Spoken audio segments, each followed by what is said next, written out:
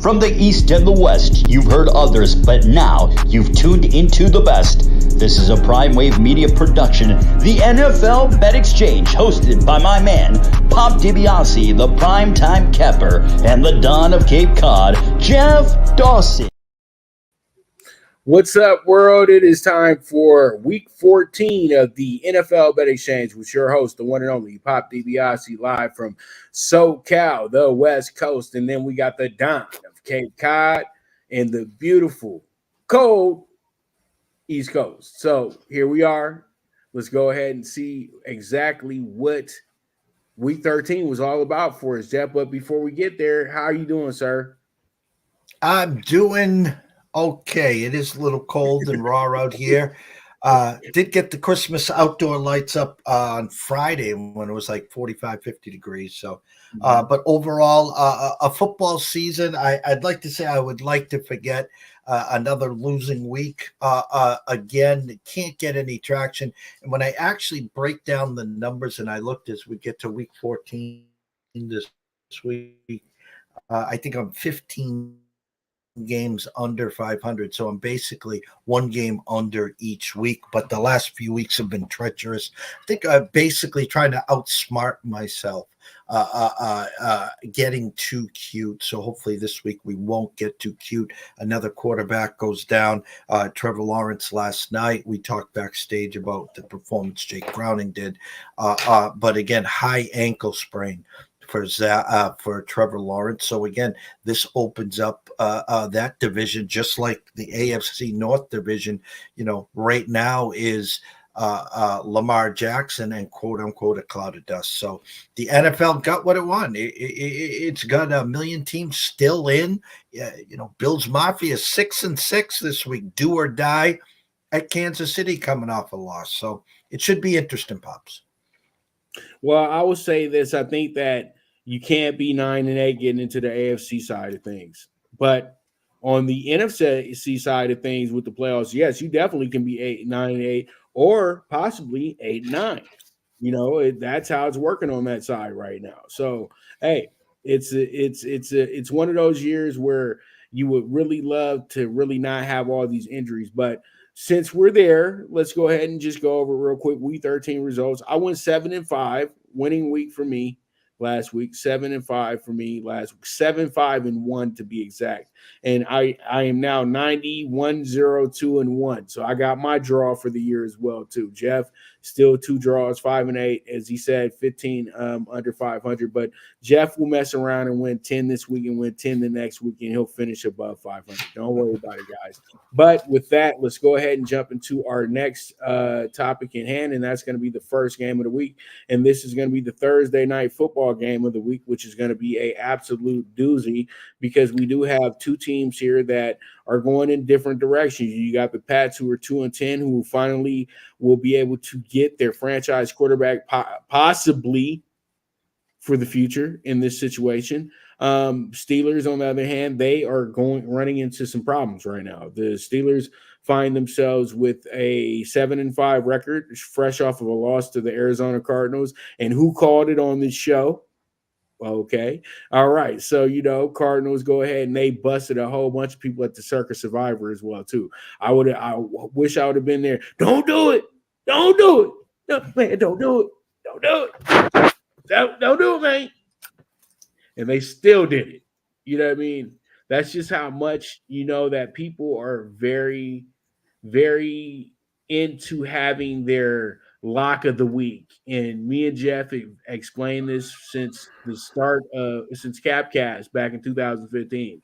The only lock she got is on your front and back door. That's it. And Jeff said that on the first show he ever did with me, and it's always stuck with me. So pretty much, once again, you guys, locks didn't work out. But this week, this looks like it's a lock situation, but it truly isn't. When I look at this game, you got the Patriots, who are a team that they're not trying, but the defense is still trying. And Belichick really is not going to go in any game and just embarrass himself. You know what I mean? The Patriots are so bad, they're not even tanking games. It's just they're not good. You know what I mean? At the end of the day, this team is not prepared to be an elite team or be prepared to be a playoff team. This team was built to be as bad as they are right now. And when you don't have a great quarterback and you don't have a great system in place for that quarterback, then this is the results that you're going to get. You got a Steelers team that really relies a lot on their defense. And I know a lot of people probably will have it in their mind that, hey, it's Mitch Trubisky who's going to be playing quarterback this week. He was the second pick in the draft. And you know what? He had the greatest month ever for the Bears when he got him into the playoffs a few years back as well, too. Let's keep it real. Before we got Justin Fields to Chicago, Mitchell Trubisky actually delivered one of the best 6 weeks ever for this team.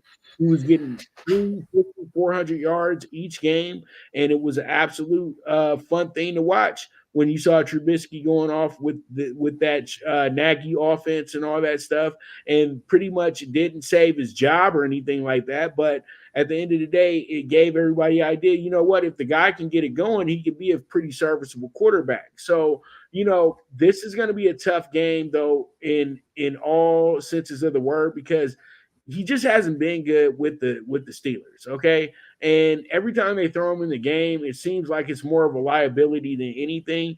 But you know what? They're coming off of 3 days, so that should be helpful as well, too. But you know what? The way that the Patriots played Sunday had a lot to be desired. They really did play pretty good for a game that you pretty much knew they were going to lose. But they only lost 6-0. They only gave 6 points on Sunday. And you got a Steelers team that has a real anemic offense. That Chargers team has a really good offense. It's a big difference when it comes down to those two. So what I'm going to do here, Jeff, I'm going to go ahead and take the +6 on the Pats right now, because I just know that Belichick likes beating Tomlin. I'm not saying the Pats win the game, but they're going to make this game a lot closer than what it truly looks like on paper, because it's so close to Sunday. You know what I mean? So, you know, you guys got to understand, man, we 50-50 in any of these Thursday night football games for the rest of the season. They're only playing off of 3 days of rest, dude. So you're going to have to see what team got beat up the most on Sunday. That's what pretty much finds your winner for this game. And I think that the Steelers got beat up a little bit more than the Patriots did, because the Patriots had enough 3-and-outs to say, okay, you know what? Take the ball back, man. We ain't doing nothing with this right now. So it is what it is. I'm taking the Pats +6. And who are you on, Jeff? And who do you have winning this game? The Patriots set a record that went way, way, way back, I think, to the Chicago Bears of a million years ago. They have allowed 10 or less in 3 of their last 4 games, and they're 0-3. It's an offense that I think, Pop, if we went down to Gillette and just put in a few days' work, might be able to get more separation than the team that they're fielding. I initially was going to follow your lead and take the Pats here, because I don't think either offense is going to have a good time. I mean, as you said, the Steelers got upset by Kyler Murray, and that game wasn't even close. They did have 2 weather delays there, as the rain and the thunder and lightning was awful there. But my point is, there is absolutely zero threat from this Patriots offense. The defense has played great, as you said. They're not allowing a lot of points. But teams now put together a game plan almost like Michigan and Iowa did on Saturday night. Michigan knew Iowa wasn't going to score. So as soon as they got their first touchdown, that game was over. It was a wrap. I mean, it was 10-0 late in the third quarter there. So my point here is, it's a short week. They have announced Bailey Zappi as a starter. Malik Cunningham is back on the practice squad. He'll be activated. He'll be the number 2. The emergency quarterback will be Mac Jones. It doesn't matter. I bought the hook. I took the Steelers to 5.5. The initial over-under was 32.5 with a 4.5. It's now 6 with a 30.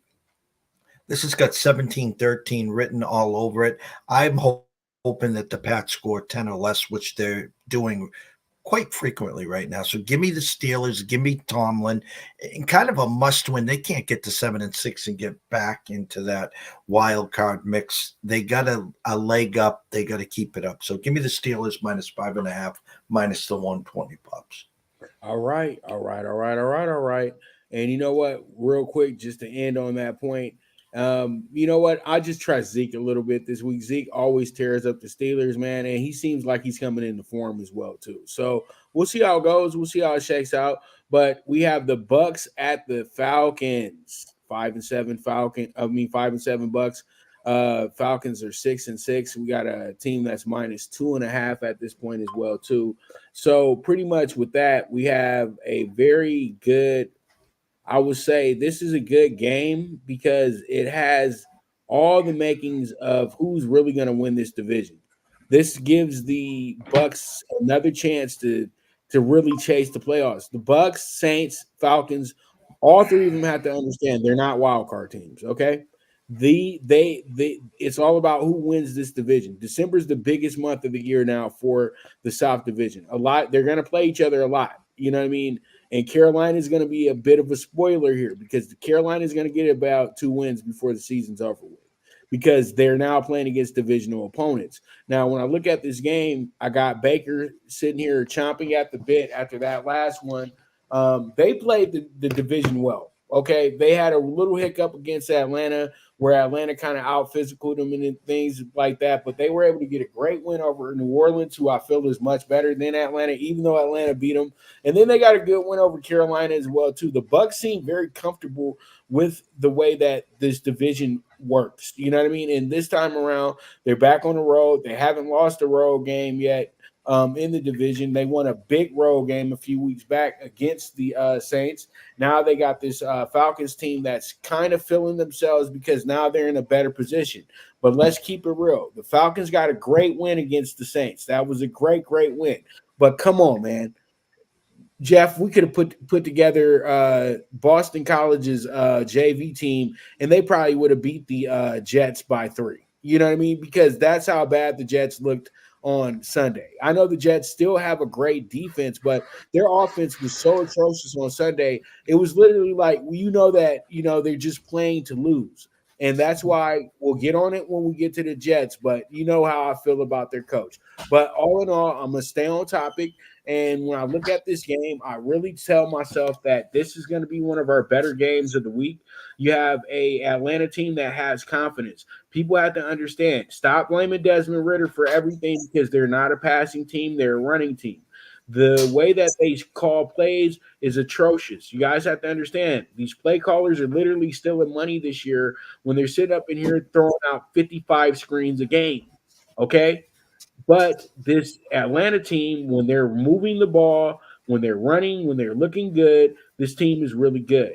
And we all kind of took a liking to Atlanta before the season even started to win this division because they had probably one of the better defenses in the division, and they had the best playmakers in the division when it comes down to pound for pound. Drake London, Bijan Robinson, Algier, Michael Pitts. These guys are really good. And then they have a quarterback who we felt was a pretty good game manager. Regardless of how you feel about the guy, he's 6-6 at this moment. And he's one of the better quarterbacks at home as well, too. So I really do have to go ahead and bite the bullet here because I just can't trust the Bucs, Jeff. So I'm going to take the Falcons here because they just got this thing rolling. They're 3-0 in the division, and I think that all they need to really do is get to that 4-0 in the division, finish up 8-9, and this is their world right here. They are in the driver's seat to win this division. So they should be ready to seize the opportunity here against a very vulnerable Bucs team. Your thoughts, and who do you have winning this game? My initial number was Tampa -1 with a 38.5. There was a quick correction. Now the Falcons -2.5 for the 39. I've got off the Bucs train. I still think Baker has done a decent job. The sense of urgency, obviously, on the Tampa side must win for them. But I did follow your lead. I am playing the money line as well with the Falcons. I just, who wins the turnover battle? We say that so many times. An Atlanta team that is now getting Bijan more active, not just in the running game, but in the passing game as well. Keep an eye on Drake London, a little nicked up there. Kyle Pitts still hasn't emerged as that tight end that we thought he was. And it'll be interesting, obviously, come draft day because there's another tight end coming up from Georgia, Brock Bowers, who is now supposed to be another generational tight end. And we mocked and mimicked the Atlanta Falcons for drafting Pitt so high. We'll just watch and see where Bowers goes and what happens there. So give me the Falcons. This is maybe a cool walk-off from about 45. Going to be a close game. If the Buccaneers get out early, could be dangerous for the Falcons. So look for them to play a little ground and pound early, get on the board, and then hope the defense comes in. And they did it against the Jets. Let's see if they can do it against the Buccaneers, Pops. All right. We move forward from there. All right, we have the Lions at the Bears. The Lions coming in here real cocky. It's been 30 years, Jeff, since the Lions have been this good. You know what I mean? At this point of the year. 1990 was 1993 yet? No, 92. It was 92. And pretty much 30 years later, you know, don't matter. We all just watched Bye Bye Barry or whatever. But 9-3. Lions, they are at their absolute best. They've played to their expectations this year, which is absolutely incredible. Then you got this Bears team that's 4-8.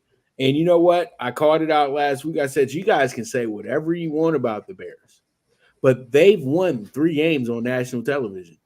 They won twice on Thursday Night Football, and they won on Monday Night Football as well, too.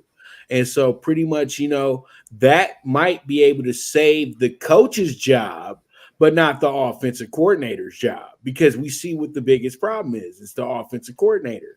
You're running 62 screens a game, and you're not using Justin Fields properly. It's just not. No, you're running your RPO offense with a guy that can actually run a pro offense, and that's where you're really messing up at. I think the greatest example of Justin Fields' talent level was when we watched them on national television versus the Commanders. And he put on the full slate, the full arsenal, and he looked great doing it. And you know what? The Bears had this look in their eyes last week that they know that they right now they could possibly be 5-7 and still be in contention to snatch that final playoff spot. Technically, they're not out the playoffs yet, you know, and they do have a lot of games that they can be 50-50 in. The Bears are recognizing how that they do have some talent over here, and their coach has done better over the last few weeks as well too. It's just a bad offensive coordinator at the end of the day. Now you got this Lions team. Lions are playing great, but I think the Lions got a little exposed though, Jeff, to be honest with you. You know, I think they got a little exposed in that Chargers game to be exact. And, you know, Jared Goff is awesome. Jared Goff is playing lights out football. He's looking just like the guy in 2018 that I absolutely adored and saw playing the greatest Monday Night Football game of all time. And I would argue with anybody and say he was a top 5 quarterback that night or a top 3 quarterback that night because he was that damn good, Jeff. So it's good to see the number 1 pick in the draft from a decade ago really be able to cash in on that ticket. And you know what? The Lions have really embraced that situation, and that's why they're 9-3 right now. Because at the end of the day, Jared Goff's a winner. Okay, it don't matter what you internet sitting down on the couch ask people have to say. The boy is a winner. He was the number 1 pick in the draft for a reason. He was an ice cold quarterback when he was in college. We all loved watching Jared Goff play those sorry ass games with Cal. So you know it is what it is. You know what? At the end of the day, he's leading this team in the right direction. Okay, this guy's played in the Super Bowl before. You can't ask for nothing less than that. But when it comes down to this game, I don't know, man. I just like the Bears so much more in this spot. I feel like the Bears really left a golden opportunity on the table to beat the Lions and put themselves in a better position. They got the opportunity to get themselves back there and stop thinking about tanking. Justin Fields is not a loser. He don't want to tank. You know, DJ Moore, he doesn't want to tank either, Jeff. You know, I know that everybody has these dreams of bringing all these unproven quarterbacks to these teams that are never great with quarterbacks. But at the end of the day, just let the season end because the season's not over yet. And you know what? The Bears can really make something of themselves this year. And I truly think they can. But I'm not going to take them to I think the best insurance, the best play is going to be this. We'll play the +3, but I know I'm going to pick them to win the game as well too. But I'd rather have the insurance here for us. So, what are your thoughts, and where are you going with this? A Lions team that woke up in a quick 21-0 lead, I think, this past weekend. I know they got out early. Well, the Saints came all the way back, and then they stiff-armed them. Lions were ready. Well, they're going to have to be ready in Soldier Field. My number was 3.5 with a 44. Now 3.5 for the 40. So a lot of money coming in on the under here. You talked about OC at Chicago and potentially new one next year, and whose name popped up today on social media, but Eric Bieniemy. Again, the thought of Riverboat Ron, and I love someone last week. It's not Riverboat Ron anymore; it's Tugboat Ron, and the fact of him leaving, and potentially a Belichick coming in and bringing his own crew, whatever. But I think this will be a competitive game. I think you're going to see more. It's a divisional game. Give me the home dog here. We bought the hook. We get the Bears to 3.5. Listen, I wouldn't be shocked if the Bears won outright. I wouldn't be shocked if the Lions won by double digits. Again, the offensive line for the Bears will have to slow down Aiden Hutchinson. They will have to win the turnover battle, get Herbert and Roshan Johnson more into the game. DJ Moore, the bubble screen here and there is great, but get him downfield. Maybe send Darnell Mooney to the mailbox once or twice. Get Cole Kmet acclimated as well. But close game. If the Lions win, that's your 20-17 game. That's what they're telling us, 23-20. But I put the Lions on upset alert. Give me the Bears plus 3.5. All right. We move forward. Let's go ahead and jump into our final game before our first break, and this is going to be the Colts 7-5, the Bengals 6-6. This game is a really tricky game because now after last night, that the Colts are a team that are serious, and Gardner Minshew is getting to write his story finally in the NFL because now he has the confidence of the coach, he got the confidence of the locker room, and he probably playing with, other than what he did in Philadelphia last year, he's playing with his best offense as a starter for him. You know what I mean? He was a backup in Philadelphia. Let's keep it real, okay? So this is good because at the end of the day, the only way, and I said this to myself was before the season even started, the only way that the Colts are truly going to win is by starting Gardner Minshew. I like Anthony Richardson as well, too. I saw the great potential in Anthony Richardson as well, too. But he's a project situation. You should have Mahomes the situation. Let him learn the game. Let him learn. And I think you could have got back 2 of those losses that you have as well, too. This team could easily be 9-3 right now. And you know what? Gardner's getting more confident by the week, but they're not saying much about that stellar defense. Zaire Franklin is an absolute monster. You know what I mean? And the guy is a old school type player. He sits up there. He talks a lot of trash to the offense, things like that. He gets in guys' heads, and he moves from there. Great player.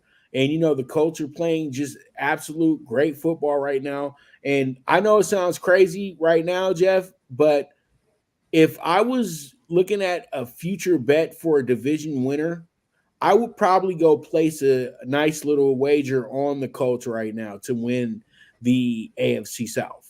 Because right now, if we were in a horse race, the Jaguars are losing momentum. And the team that's gaining the biggest momentum is the Colts. Everybody says, how you going to skip back past the Texans? The Texans are barely winning games, dude. Okay, let's keep it real. The Texans' last 5 games are going to be very crucial towards, moving forward. They got 3 divisional games. They got a game, and then they got probably a gimme in their next game with the Jets, but that's not a gimme because at the end of the day, CJ's never played against a defense that good. And you know what? You guys can – I love CJ Stroud. You're getting 350, but your team's only scoring 22 points, 21 points, 20 points. that doesn't really merit to you being an MVP. It just merits that you're getting a lot of junk stats within those games, and those games are being played much more closely than you pretty much they would be if, say, the team you were playing had a better offense. You know what I mean? So pretty much the way I see this one is kind of tricky because I like the Colts here, but I know the Colts can actually afford to lose. That's the funniest thing about this game. They can actually afford to lose. And they're 7-5 right now. They're in the playoff position as well, too. And you know what? Jake Browning, I'm going to be real short here. I talked to Jeff about it earlier on the show. Jake Browning was a 4-year starter at Washington, okay? He was considered a first-round pick his senior year as well, too, a late pick in the 20s, okay? And he was a part of the class that had Herbert, Burrow, and Tua, all right? And this was like the golden age of quarterbacks in college football for guys that started fresh out of high school and finished their careers as the senior starter of the team. So when you got a guy who's played over 40 some odd games, 50 some odd games in college football, he's going to present one of the best type of backups or best type of starters as long as he gets the playbook. As long as he can understand the playbook, he should be good. And that's exactly what Browning did. He understands what the playbook is. And then when you hand him 3 Pro Bowl caliber receivers, 2 very reliable tight ends, and then at the end of the day, if Joe Mixon doesn't punch that girl in the face, Joe Mixon was a top 5 pick. Let's keep it real. Joe Mixon is one of the more versatile running backs in the NFL. He's top 3 when it comes to running and catching, dude. And he doesn't get enough props because people are always holding his past up against him. And you know what? Boo-hoo to you. Because at the end of the day, we all got passed. Joe Mixon is an absolute monster. And Joe Mixon is making me very confident in taking the Bengals on Sunday. And that's exactly what I'm going to do. I'm going to take the Bengals with the plus 115. And you know what? Shout out to the Bengals last night for covering that plus 10 as well, too. I really appreciate that.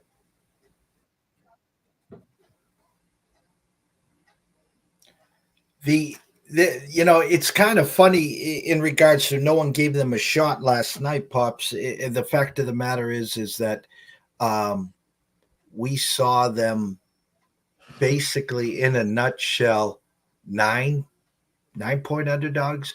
And you could tell early after Jacksonville scored, ETN scored the first touchdown when they came right back. And, Chase to Browning was a part of the offense, and Joe Mixon allowed that by having not just some great runs, but some good catches and runs afterward.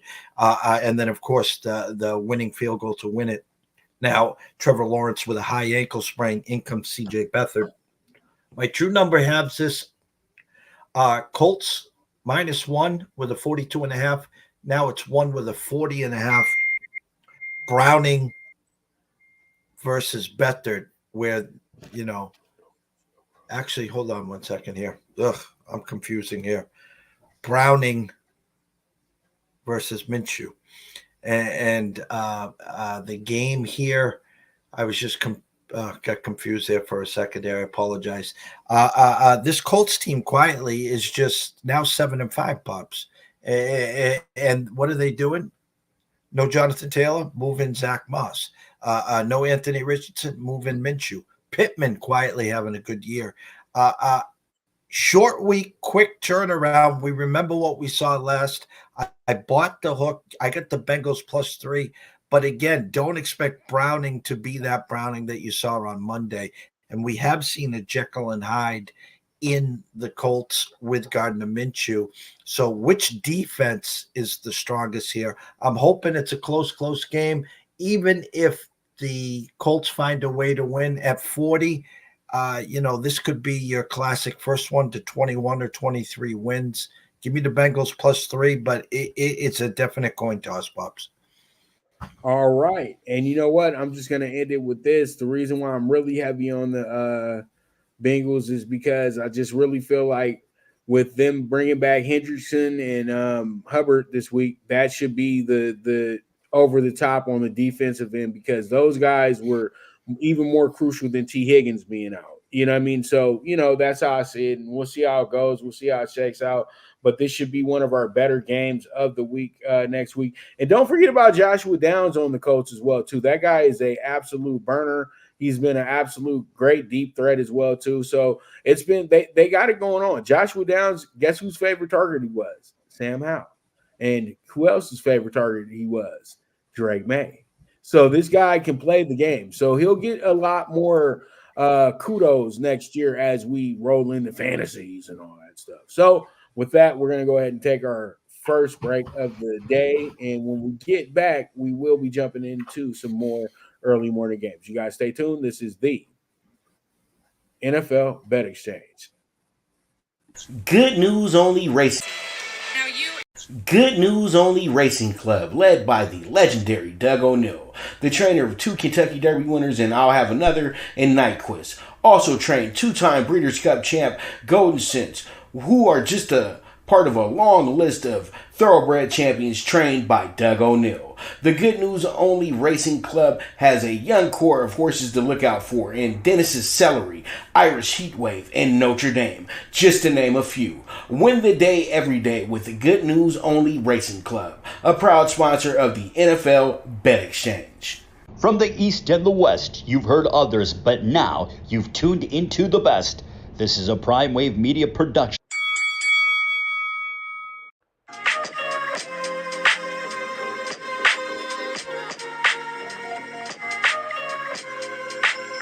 Tune into Big Wave Boxing every week with a brand new guest with the one and only Pop DiBiase, the primetime capper, getting the best boxing stories, best boxing angles, and the truth when it all comes down to the sweet science.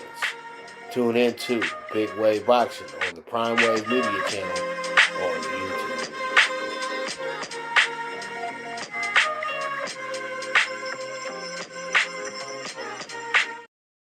All right, here we are. We are back with the NFL Bet Exchange with the one and only Pop DiBiase, the primetime capper, and the Don of Cape Cod, Mr. Jeff Dawson. So, Jeff, let's go ahead and jump into our next, and that's going to be this right here. It's another divisional game in the dirty South, and that's going to be between the Panthers, who are 1-10 at this moment, or 1-11. I'm sorry, they're bad. You know what I mean? At the end of the day, they got one win.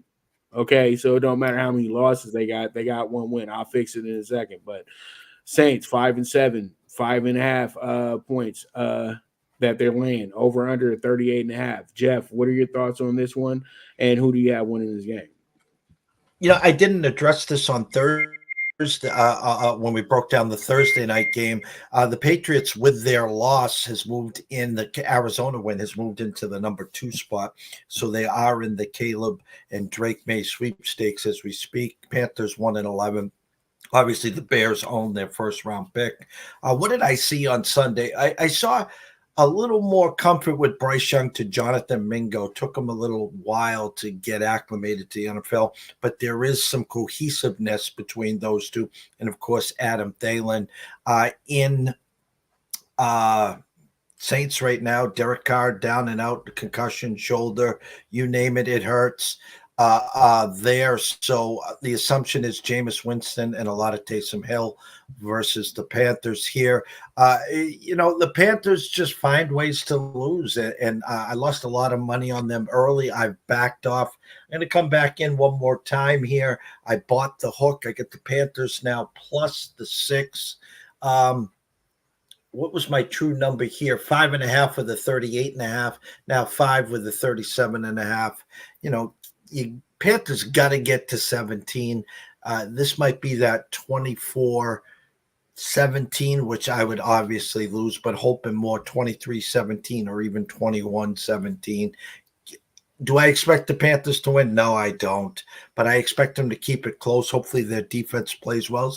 If it's Jameis, maybe the defense can get a pick 6 and help the offensive cause. So give me the Panthers plus 6. Saints probably find a way to win, but I think the Panthers cover here, Pops. This is probably the biggest point of the Saints season. The Saints got to play every game like a playoff situation right now. Because I'm looking at their schedule, Carolina is probably the square that they get here.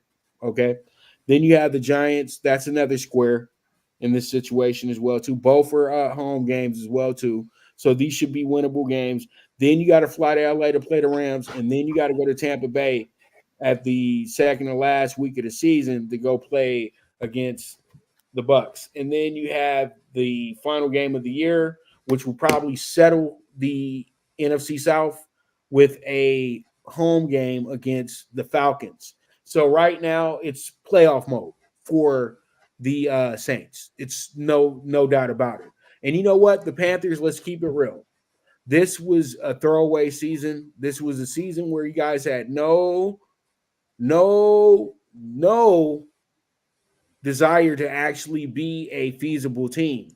This was all about being bad this year because people don't want to say this, but they still do own people's picks. You know what I mean? And you know what? At the end of the day, they are a high roller somewhat when it comes to draft day. You know what I mean? And leading up to draft day. So you know what? They got leverage. At the end of the day, they were not expecting to win the Super Bowl this year. And you know what? I don't care what anybody says. I think that everybody felt a little too sorry for Frank Reich. He was absolutely pathetic and terrible. He had to go. I don't care. Deuce Staley had to go. Luke McCown had to go. Those guys were doing nothing but denying process. And I'm sorry. I'm with the owner on that. And everybody's like, why are you with the billionaire? Because you know what? At the end of the day, it's an MFing business. You know what I mean? It ain't no family hour and you my buddy and all this stuff. If you ain't getting me no wins, then you got to go. Straight up. If you making my quarterback look lousy, you got to go because Bryce Young is not a lousy quarterback. I'm sorry. Bryce Young plays for 31 other teams in this league. He can be successful, except for with this one. And everybody was in a bad situation going to Carolina this year. Carolina had no business having a rookie quarterback in their situation this year. They should have went with Andy Dalton so they could give themselves an opportunity, Jeff. And they didn't want to do that. So, you know what? I'm not doing anything with the Panthers. I do not care what they do in this game. They're going to get smoked by 10 or better. This is going to be a game that the Saints really do need that they say to themselves, yep, this is going to be the game that we really go ahead and break somebody's back real quick because next week we got the Giants. So we got two blowouts right in front of us. Let's go blow them out because I always say this. We'll know exactly who the Saints are after these next two games. Because they got to blow them out. Because if they don't blow them out, we know that they ain't real. They ain't doing nothing out here. So I'm taking the 5.5 on the Saints. Saints make me look good because y'all been making me look really bad the last month. So we'll see how it goes. We'll see how it checks out. We move forward from there. All right. So we got the Texans Jets. I can see the excitement in Jeff's face. And you guys, Jets team 4-8. Plus 6.5 at home, over under a 34.5. And you know what? With this defense, you want to take this team. You truly do. You truly do. And then when Zach Wilson was like, you know what? I don't care. I'm not playing for y'all this week. I don't care. I hate that coach. I hate that offensive coordinator. Y'all don't believe in me. You're trying to throw me out there to get me killed. Nope, I'm not doing it. Nope, I'm not doing it. And you know what? As a GM, I would have backed Zach on that one because, you know, why are you benching my quarterback? I drafted him number 2 with you, brother. And you know what? We ain't got Aaron Rodgers. He ain't walking through that door, okay? We wasted a lot of money on all these people, okay? So why don't we just go ahead, finish up the season with Zach Wilson. He was the number 2 pick for a reason because you liked him. You liked him. You thought he had the potential to make the New York Jets be on the next level. He gave you a versatile situation. You literally could have won the last 2 games if you would have just went with the guy at quarterback. I'm not going to say you could have won the last 2, but you could have went 1-1. Come on, Jeff. You got to give me that.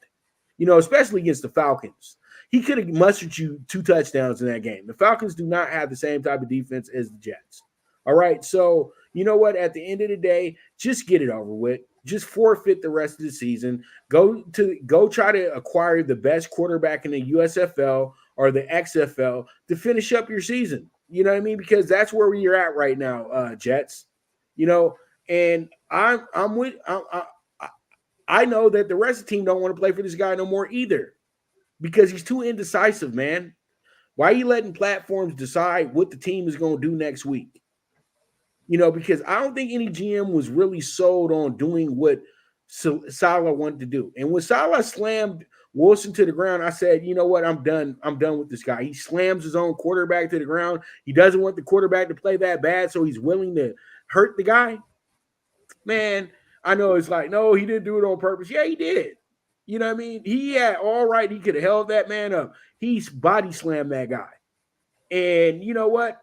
At the end of the day, Zach Wilson is escaped from the Jets right now. He is our boy from Escape from New York right now. All right, Kurt Russell. And, you know, at the end of the day, the Jets don't want to win football games. So I can't take him this week because they do have the defense that can shut him down. But you know what? Salah's not going to give you an offense that's going to give you anything. So I'll just go ahead and take the Texans 6.5. This will probably be the Texans' 1 or 2 final victories of the season. I don't see this team making the playoffs, Jeff. I actually see them finishing out 8-9. I know they're great. They look good. Everything's awesome. DeMeco Ryans is going to be a great coach in this league, but they just don't have the it factor, in my opinion. They got the great quarterback, but they are getting lucky against bad teams. They're not beating the best of the best. Yeah, you beat the Broncos, but the Broncos, what? They was 1-5 at one point this year. They're a topsy-turvy team as well, too. And then when I saw you guys struggle against the Cardinals, I was straight. So I'm going with the Texans, though, this week because it's just a hapless situation for the Jets. And you know what? CJ's playing so good, he's probably going to have his best game of the year where everybody has their best game of the year in New York City. So we'll see how it goes. We'll see how it shakes out. Well, actually, Jersey, not New York City, but New York City is the reason why they got the ratings, right? Yeah, Giants on another national game. Golly. We'll get to that in a minute, though. But, Jeff, what are your thoughts and who do you have winning this game? Turmoil in New York City, New Jersey, wherever you want to call it. Zach Wilson said no, and they cut Boyle. They cut Boyle today, and they took Brett Ripien off the Rams practice squad. So I don't know if Ripien will be starting. I don't know who will be starting, but I don't assume it will be Zach Wilson. And there's starting to be that turmoil. And the Jets are in a tough spot here because as much as I thought Saleh would be the head coach next year, Rodgers turned 40, coming off of an Achilles. It was a great idea. You know, I would probably try to move off of Rodgers and as well saying, hey, we tried. You know, it isn't going to work. If you get rid of Saleh, then what? Rodgers is going to pick your next coach, and he's probably done after next year anyways. For the Houston Texans, DeMeco Ryan, again, my coach of the year in the NFL, they lose Tank Dell. Yep, they lose Tank Dell last week, who's had an amazing rookie year. Insert Noah Brown. He's healthy. He's back, but tough spot. My number had it 6.5 with a 37, now down to 5.5 in some spots with a 33. They're pounding the under. Another snooze fest here. I like both defenses. I think Stroud will get enough done to get this a win for the Texans. It won't be pretty. I bought the hook, took them down to 6 pops. 20-10, maybe 20-13. I like the Texans. It won't be easy, whether it's Zach Wilson, whether it's Brett Ripien, whether it's Brett Favre, for all I care. Give me the Texans -6, survive in advance, and we move on. Man, how about some Mark Ripien, his uncle? Just call it Mark the old chief. He won a Super Bowl. Since we just want to get guys that won Super Bowls, you know what I mean? And it's so funny to me. I always say to myself, the Jets could have signed Kaepernick like 6 times and they still haven't done it. And I would think that maybe they would want to say, okay, let's go ahead and see if he got something for us. But they went to the tryouts as well, too, so he must not have nothing for him. So it is what it is at the end of the day. But good game here. Let me fix that because that's an insult to what the Bengals did to these fellas last night, because we got it to the point to where, okay, if you don't get If you don't get Lawrence back, this could mean that y'all finish up the season 8-9. You might not win another game this year. This is a horrible situation for the Jags right now. Even though they most likely, knowing how tough Trevor is, he's going to miss this week. He'll probably miss the next week, but he'll be back by the third week. Or he'll be at least back by the final 2 games where you absolutely need him. Because these next 3 games, they can actually kind of, play the background a little bit. Because once again, they play in a division that is wide open. And let's keep it real. I just looked at it and I said, damn, it seems like everybody has a chance at the South now for some odd reason. It seems like they all can get good here at the end. Because you know what? Let's never write off Variable and his crew. You know what I mean? Because Levis and them are getting real comfortable. But let me stick to the task at hand. It's about this game right now. The Jaguars coming in at 8-4, the Browns 7-5. And Jeff, out of the 3 quarterbacks that the Browns have put out there, not named Deshaun Watson, which one you thought fit that offense the best? I'm going to just ask you that question real quick before I keep going on and on. Well, I know your answer. And the fact of the matter is he's shown flashes. I will honestly tell you, until the brain fart late in the third quarter, Flacco actually looked pretty good. He was very comfortable, very confident in making his throws. He's still got a zip on the ball. He doesn't have any mobility. I know you're a big DTR fan. I actually picked him up and played him 2 weeks ago till he got hurt in Denver. It's a tough call. It really is. PJ Walker is almost, if you move PJ Walker out there, it's almost like, kid, don't make any mistakes. We hope the defense wins the game for us.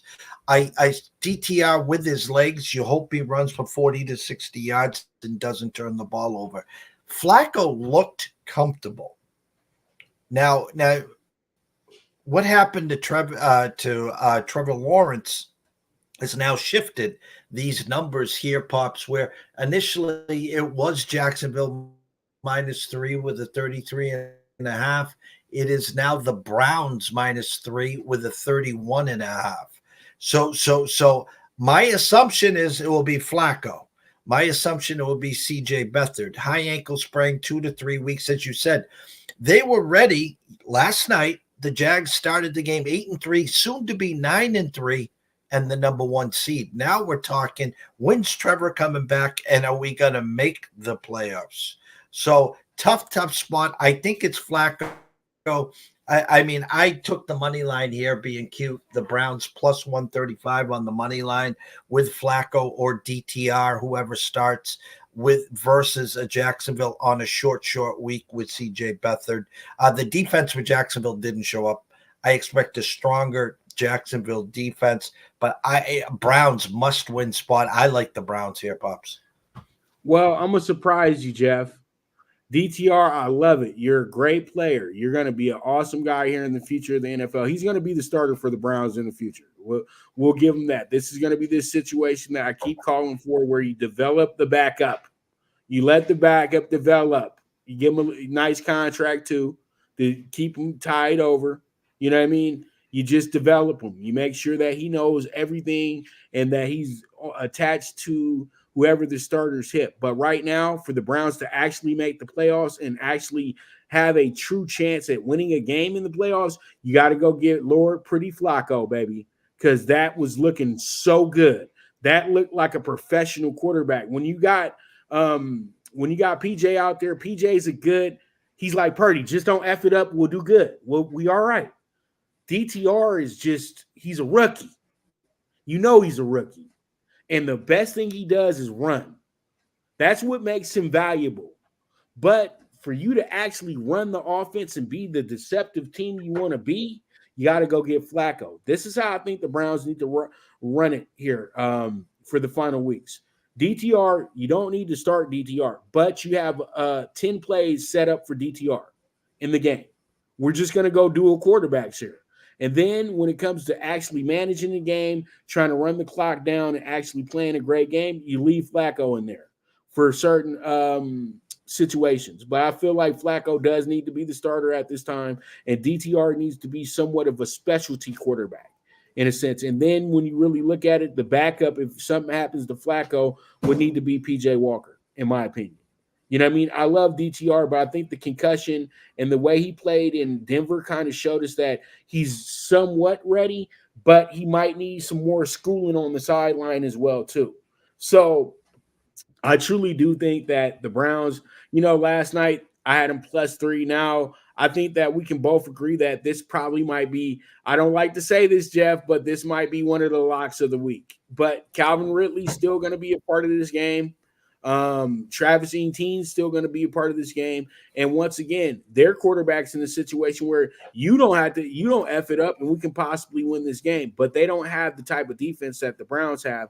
But this week, the Browns don't have the type of playmakers and quarterback that can really do anything to the Jags. But the Jags, to me, last night, I'm not going to call them fraudulent, but the Jags, to me, last night looked like a team that really is not on that elite level yet. You know what I mean? If they were on that elite level, they lose to Trevor Lawrence, they could win the game. I'm talking about the overall team, not the quarterback. Just they don't have it. You know what I mean? You see San Francisco, you just implant somebody into the system. Philly, you implant somebody into the system. Kansas City, you implant somebody into the system, you good. And you don't have that with the Jaguars. Same thing goes for the Bills.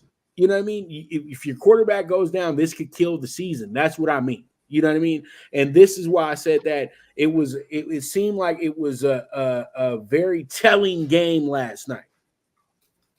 Bengals got a roster. Jaguars got playmakers. Difference. You know what I mean? Because the Bengals been there, done that. Jaguars are trying to get to where the Bengals are at now. So that's where I'm looking at in this situation. That's why I feel like the Browns could do the same exact thing that they've done to everybody but the Ravens in Cleveland, and that's absolutely crush. You know what I mean? Yeah, the San Francisco game, you kind of, come on. We know that they was a make field goal away from losing that game. That's a throwaway. But the other games that they've had in Cleveland, lights out from the start of the game to the end of the game. And their disparity in points in these games are absolutely incredible. This is where their defense does their work at. But they're going to need Myles Garrett to either be healthy this week or just sit out, okay? Because that was a big issue last week. The Browns didn't get home to the quarterback. That's why they lost the game. It's that simple. They didn't get home last week. And they gave 400 yards. They were a basic defense last week. When they don't get home to the quarterback and when they don't force turnovers, they're pretty ordinary. And this week will be a little different because they got a quarterback that's not as skilled as Trevor Lawrence. So we'll see how it goes. We'll see how it shakes out. But I got the Browns with the +3. All right. So let's get to our final game before our next break. And this is going to be a game I know Jeff is loving right now. So I'm going to let him kick this one off. Rams feeling good about themselves, 6-6. And 3 weeks ago, they were 3-6. Everybody said, oh, well, get them ready for the draft and get the quarterback ready and quarterbacks and drafting college quarterbacks unproven. You know what I mean? That was the word. Is McVay going to try to get Caleb Williams? You know what I mean? Ravens 9-3, best team in the AFC, hands down, no doubt about it. Sorry, Jeff. Nope. Kansas City, you're not the best team in the AFC right now. You are the champion, but you're not the best team. You're not. So pretty much you got a 9-3 Ravens team, 6-6 Rams team. You got a -7 spread laying for the Ravens, over under 42.5. Last time they seen each other, the Ravens absolutely sparked the Rams on a Monday Night Football game. What are your thoughts on this one, Jeff, and who do you have winning this game? My initial true numbers was Ravens -5 with a 41.5. It is now 40 with the 7. Money coming in on the Ravens. Rams turned it around. A semi-healthy Stafford. It looks like Puka is now banged up. I know Kupp is still nicked up. They still got Tutu. The emergence, I said Karen Williams back adds a lot to that offense. A defense that can be picked apart. Flacco looked great back there for 2.5 quarters there. statement game for the Ravens in my mind. Get out early, start playing around with your new toys with the Keaton Mitchell kid, Zay Flowers catching stride. Start working more with Isaiah Likely. Keep an eye on Charlie Kohler as another tight end over there. And of course, the defense just getting stronger. I expect the Ravens defense to have fun with Stafford. I expect the Ravens to take care of business early and often. We bought the hook. We took it to 6.5. With that under over currently at 40, Pops, I think this has got 27-13 all day. I think the Ravens win by double digits, and they make a statement. They're like, this championship's coming through Baltimore this year, not Kansas City, especially with the fact of the game we got coming up soon. Kansas City and Buffalo, which we'll talk about. But give me the Ravens early and often, Pops. All right. So you know what? Jeff, I think right now you got a Ravens team coming off their bye this week. That's something that you look at. And you got a Rams team that's winners of their last 3 in a row. And Matt Stafford has gotten somewhat healthy. You got Cooper Kupp, who's not healthy yet, but he's still a decoy. And he's good enough to keep the defense distracted. Puka is a game-time decision. Let's keep it real. They're going to play the game all week long, but the guy does have a shoulder strain. I think he actually separated it, but they're going to say it's a strain.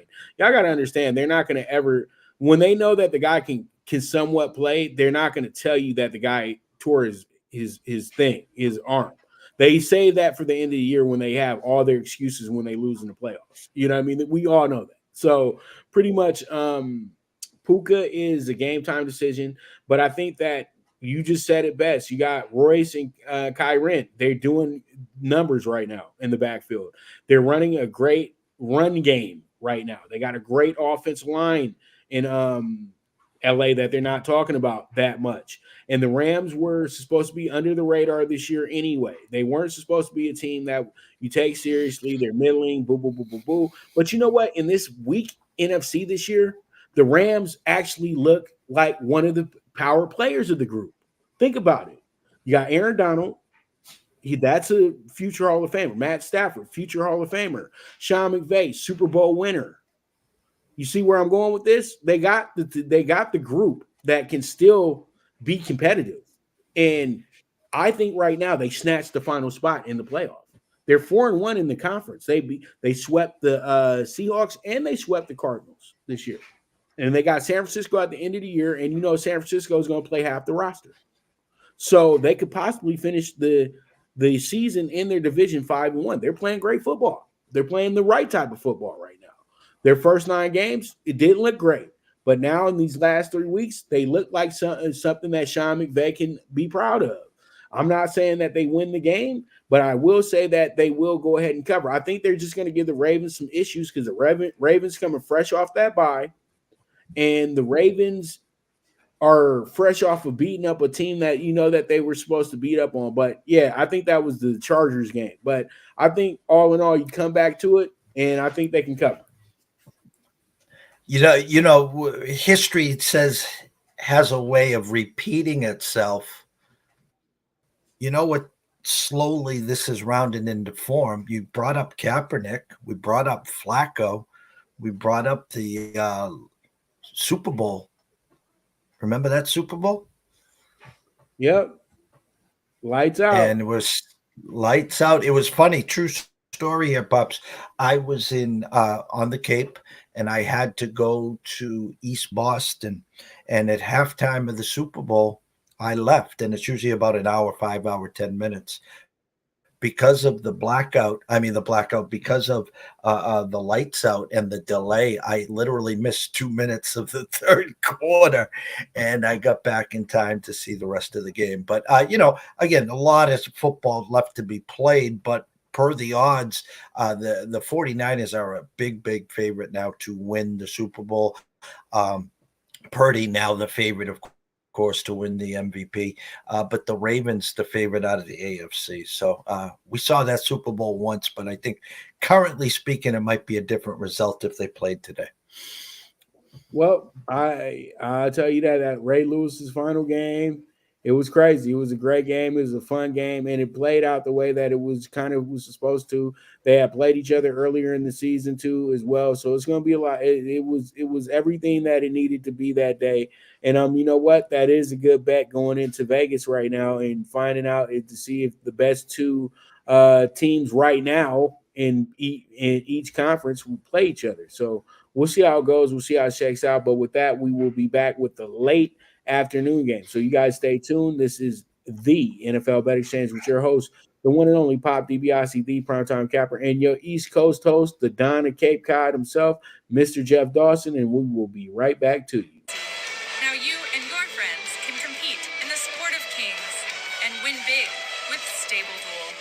Get the app, pick your horses, and get in on the thrill of horse racing with daily games competing against other players.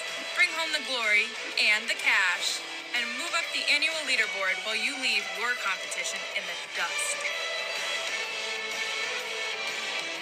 Get in the game with Stable Duel. Play, race, win. Good News Only Racing Club, led by the legendary Doug O'Neill, the trainer of 2 Kentucky Derby winners, and I'll have another in Nyquist. Also trained 2-time Breeders' Cup champ Golden Sense, who are just a part of a long list of thoroughbred champions trained by Doug O'Neill. The Good News Only Racing Club has a young core of horses to look out for in Dennis's Celery, Irish Heatwave, and Notre Dame, just to name a few. Win the day every day with the Good News Only Racing Club, a proud sponsor of the NFL Bet Exchange. All right, we're back with the NFL Bet Exchange.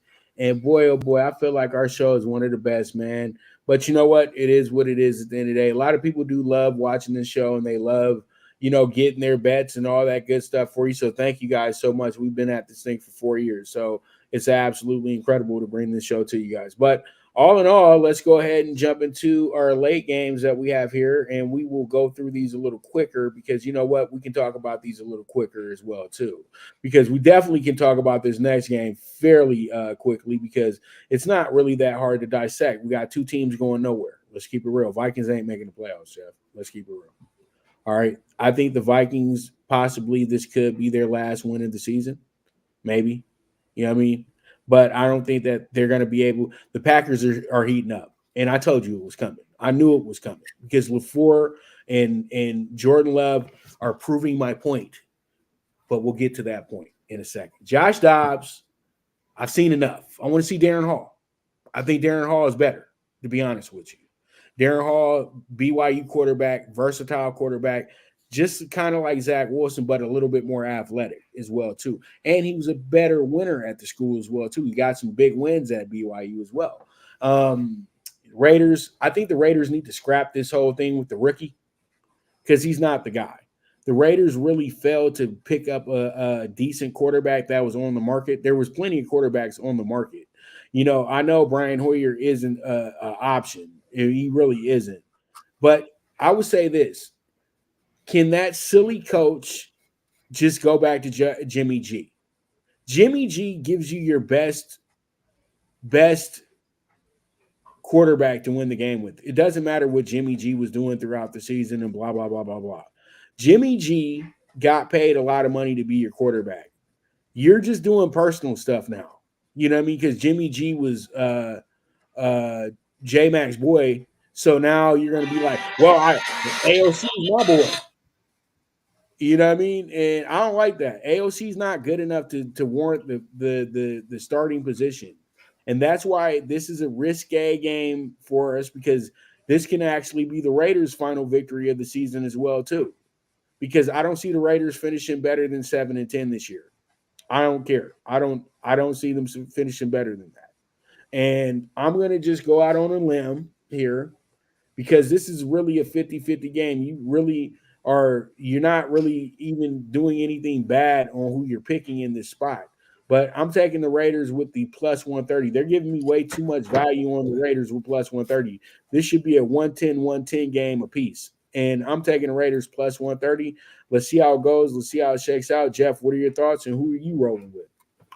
It's kind of funny. My true number 2.5 of the 40. There's only one way this number could go, and that's to 3, and that's exactly what it did. Still with a 40.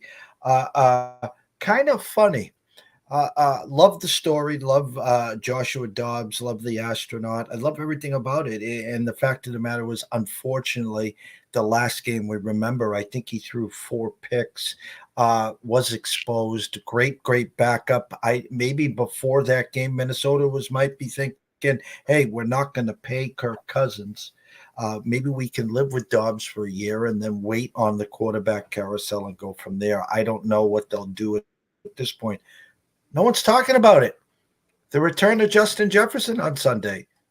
Yet that line was only 2.5. Something smells. And I haven't been a big Raider fan. And I'll say this. Aiden O'Connell can make some throws. And you're seeing Jacoby Myers. You're seeing flashes of Devontae Adams when they want to lean on him. I think this is a game where Josh Jacobs has a huge game. Minnesota not good against the run.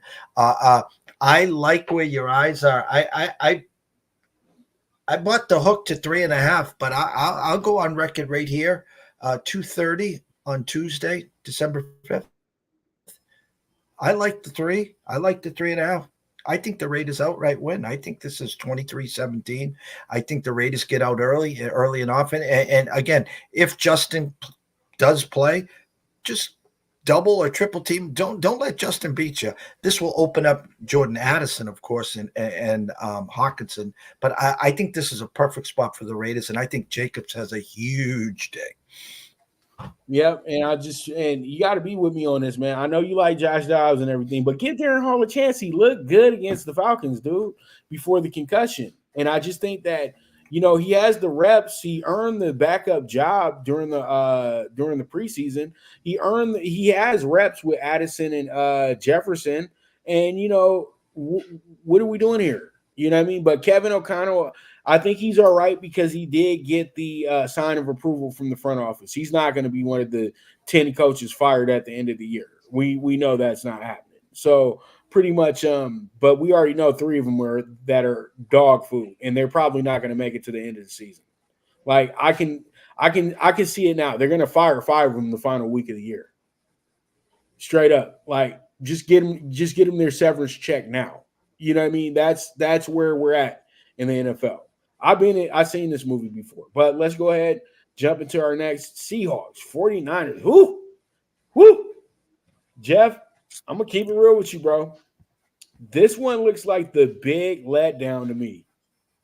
San Francisco, the best team in the world. San Francisco this, San Francisco that.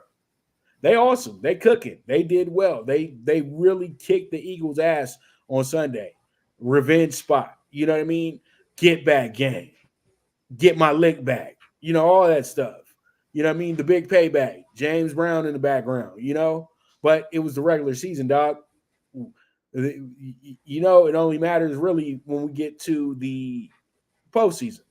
But this was a good measurement to see who you are. The Seahawks team played the Cowboys pretty well. They were even up at one point against the Cowboys. And this team is still chasing the playoffs as well, too. And you know what? I'm going to keep it real with you. Seattle's in a must-win situation right now. Those 2 losses to the Rams are critical right now. They are absolutely devastating, in my opinion. But one significant win that they have over Detroit can be the reason why they get in over the Rams this year. You know what I mean? If they finish with the same, all that, stuff that we go through and look at and whatever. But I truly do think when it comes down to this game, the 49ers are going to be the absolute flavor of the week. They're going to be the team that everybody in their mama takes. You know what I mean? Then they're going to win by 14, bro. No, I don't see that happening with their bitter rival in the division not named the Rams, because the Seahawks don't like the 49ers and the 49ers don't like the Seahawks. So they're not going to just lay down for them. The 49ers got to actually go out there and whoop them like they did on Thanksgiving. I don't think they're going to duplicate the whooping like they did last time. I think that the Seahawks are going to play a real time possession game, and this will have to be their best effort of the season for them to survive in this season as well, too. I'm taking the Seahawks with the 10.5. The San Francisco treat is just rolling right now, and they're getting healthier. They're getting stronger. My true number pops here was 12.5 with a 45.5. Charbonnet nicked up. Kenneth Walker hurt. Nice game, huge game by DK last week. And who's rounding into form is in Jigba. Got a touchdown taken away, which was a travesty. That was definitely a touchdown. They threw the flag, so they knew they'd get another shot at the goal line. And then that's when DK, actually after Noah Fant caught a touchdown, then DK, they called through another flag, and then DK gets a touchdown. I bought the hook. I took Seattle up to 11. 27-17 is what I'm eyeing.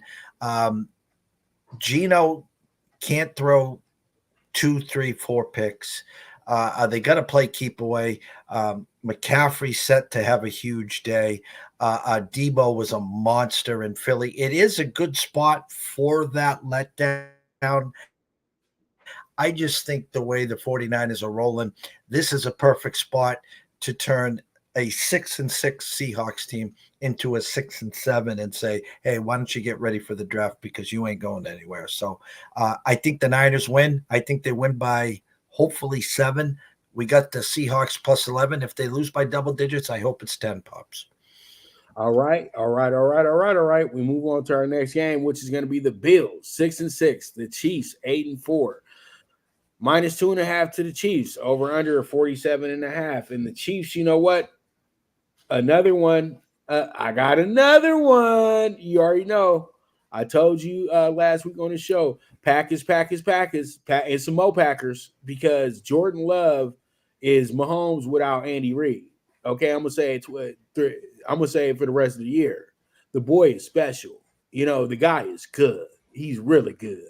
And you know what? If you would have gave him some real playmakers at the beginning of the year, and he didn't have to figure out who it was on the practice squad, they would probably be really. It would be a great race between them and the Lions right now. Let's keep it real.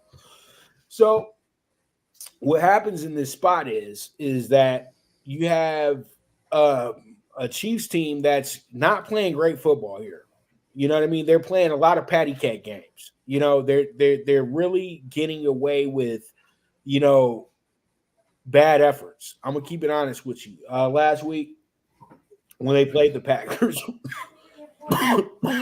Packers jump out 14-6 quick. You know what I mean? They 2 great drives to start the game off, very smooth, very comfortable. And you know what? They really exposed some things on this Kansas City defense. And then Kansas City kind of had a body bag game for their defensive side. A lot of defensive guys went down in this game. I don't know how fast they recover from that situation. And the Bills are fresh off of a bye. And the Bills are now in playoff mode, okay? The Chiefs right now really just need to win 2 more games, and they're going to win their division, okay? Because they're going to run into a lot of their division games here in the final weeks of the season. They got the Chargers. They got another game with the Raiders, and they've already finished up with the Broncos. So they have 2 very critical AFC West games that shouldn't really be a problem for them. But this game right here shows who will they be in the playoffs. And the Bills right now are in a situation where they have nothing to lose here. They have to go in here and win this game. There is no more tomorrow. The Dolphins are running away with the East. It's that simple. It don't matter if you beat them by 21 or 30 points to start the year.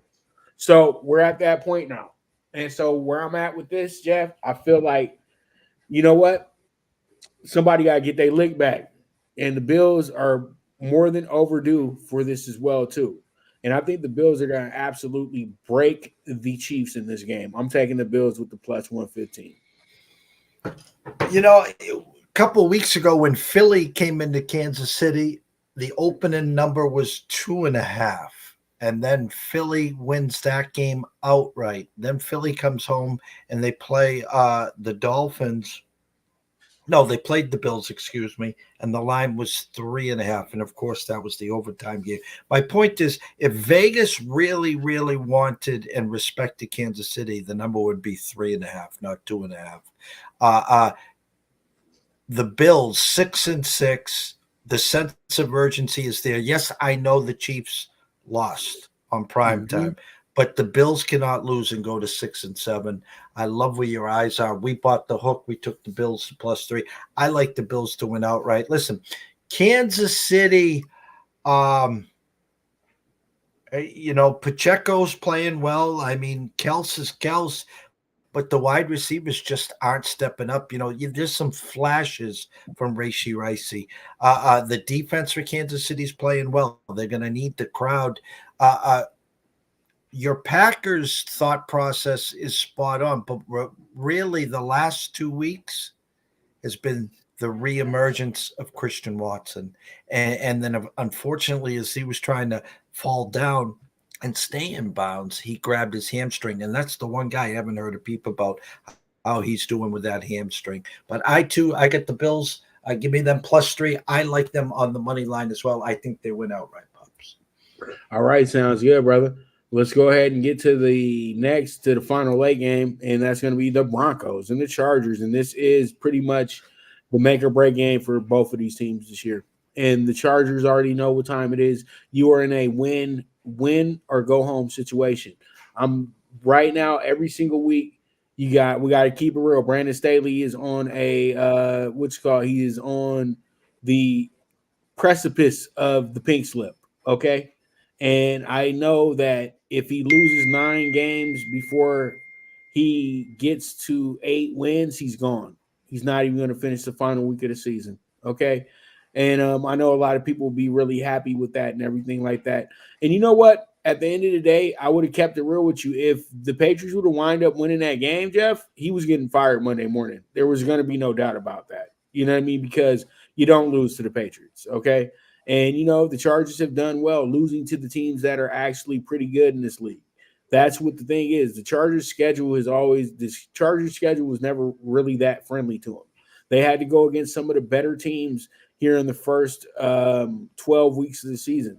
And, their 5 wins have came against really bad teams. We all know that. They didn't really beat anybody in that group. But now they got the team. They're so good against the middling and bad teams. And you know what? The Broncos are one of those middling and bad teams. The Broncos got their 5 wins in a row, but I think that the Broncos are pretty satisfied knowing that they didn't waste their money with their quarterback. They didn't waste their money with their coach. They know that they're building something here.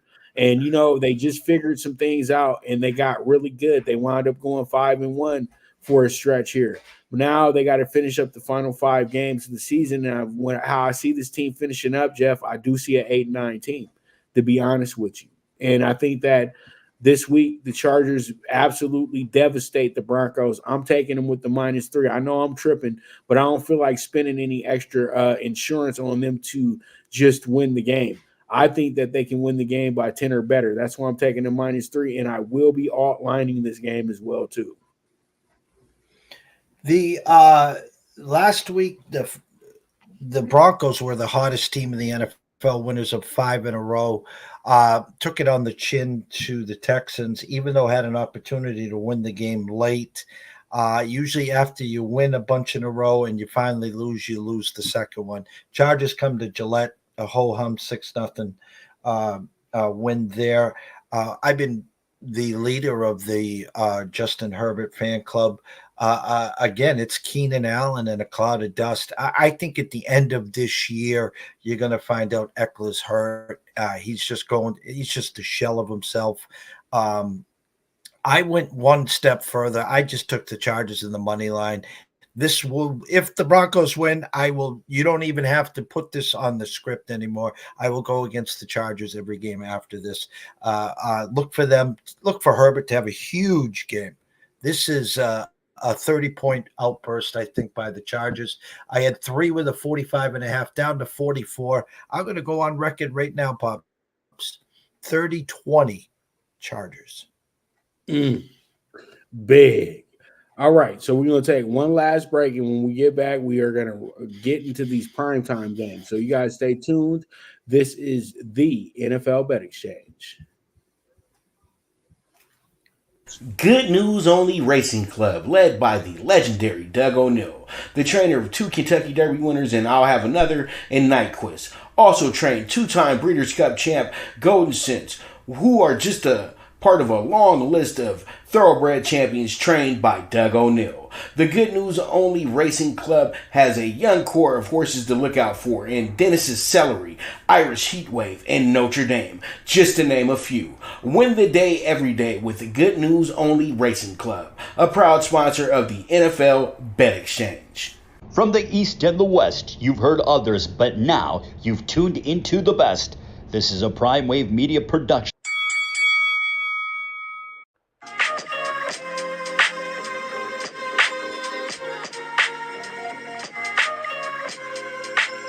Tune into Big Wave Boxing every week with a brand new guest, with the one and only Pop DiBiase, the primetime capper, getting the best boxing stories, best boxing angles, and the truth when it all comes down to the sweet science. Tune into Big Wave Boxing on the Prime Wave Media channel on YouTube.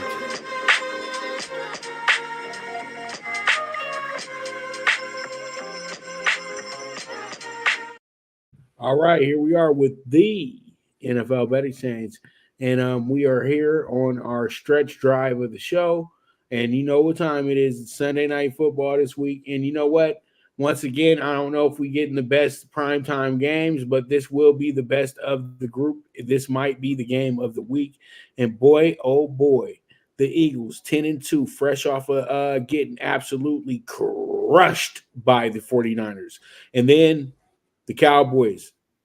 Take a seat, Eagles. We know how it feels because we got absolutely crushed by them as well, too.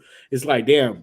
It's like everybody went to go beat up San Francisco and everybody came back home with black eyes and bloody noses. You know what I mean? So now we're sitting at the point now where how you like me now, San Francisco is sitting there with their arms folded talking about, hey, you're going to have to see me. And, the Cowboys are like, we kind of don't care because we know where our eyes are truly at. That's winning the division right now. You know what I mean?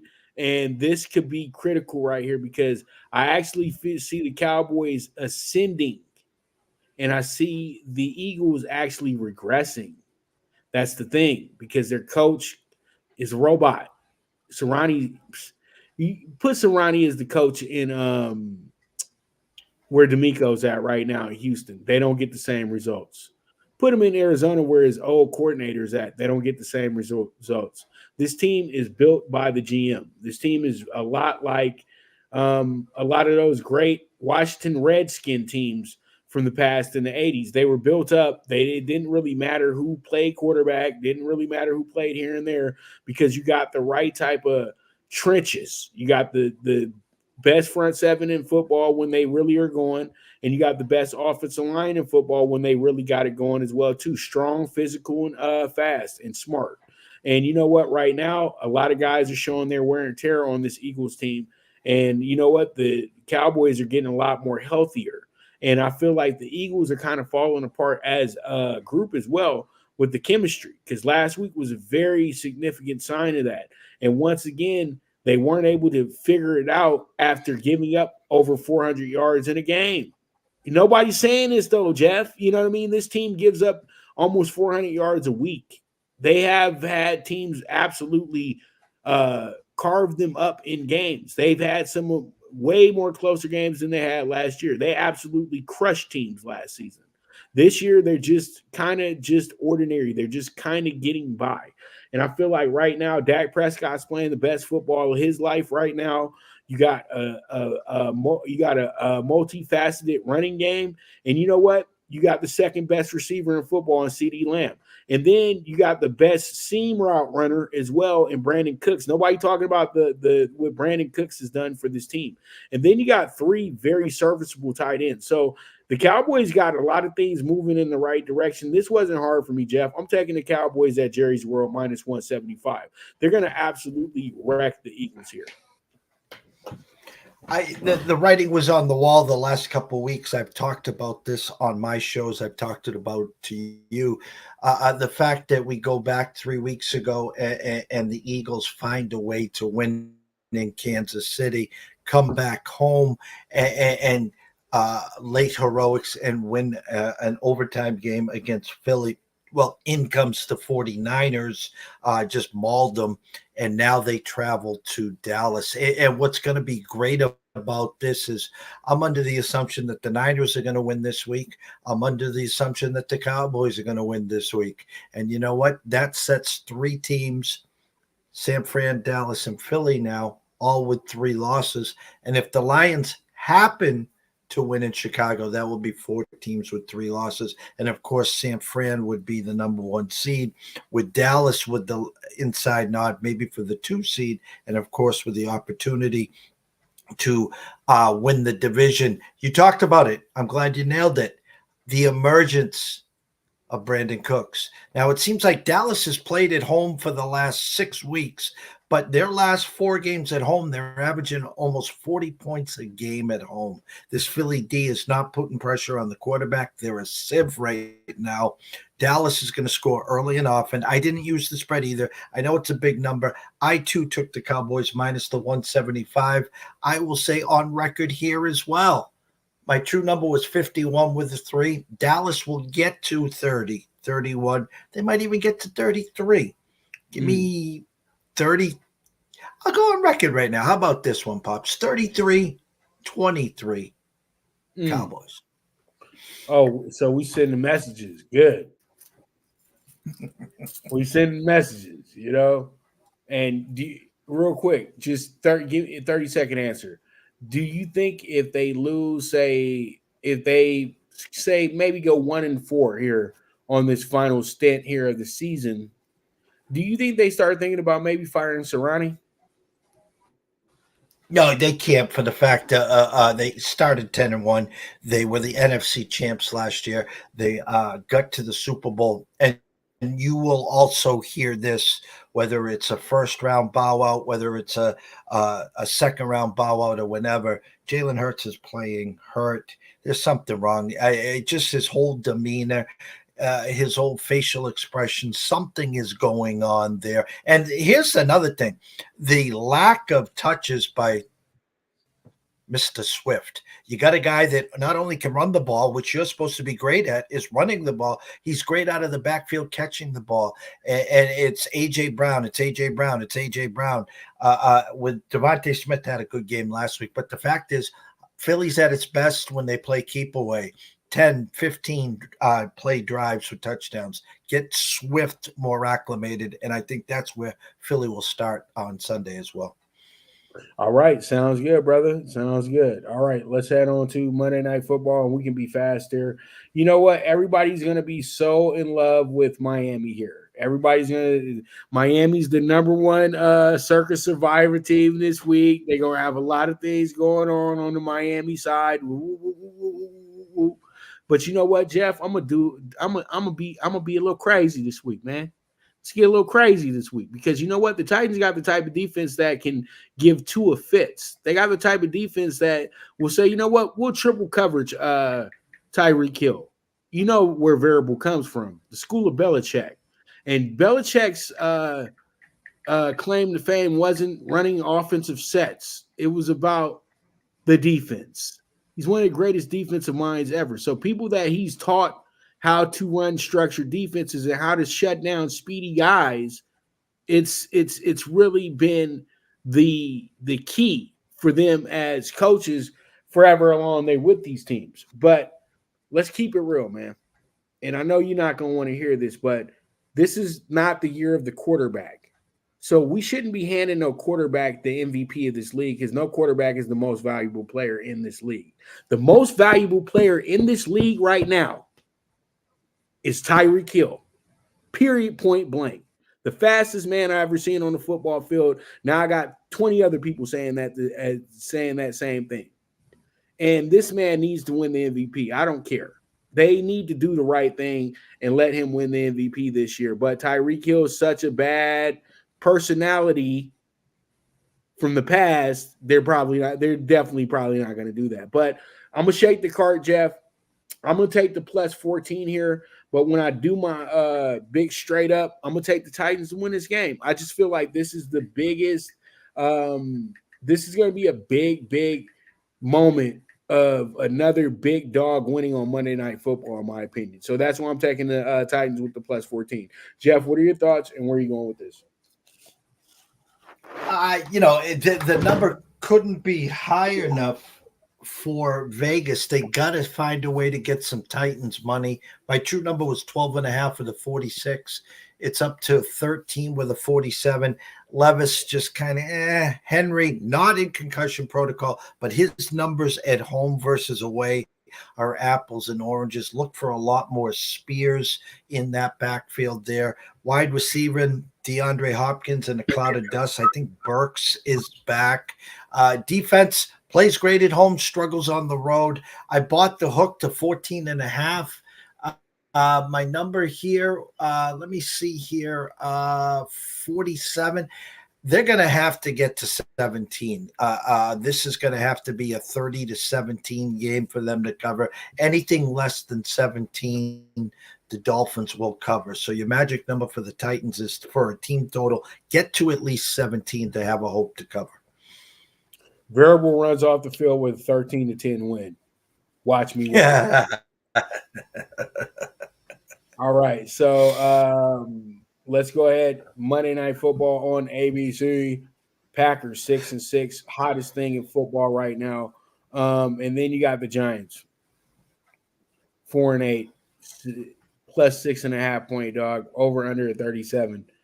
Dude, let's keep it real.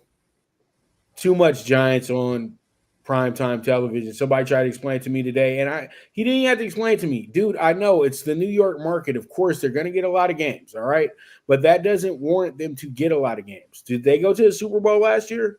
Did they play in the Super Bowl last year? Did they play in the conference championship last year? They played in the second round. Why does this team need 7 national television games? They were atrocious every single time on national television.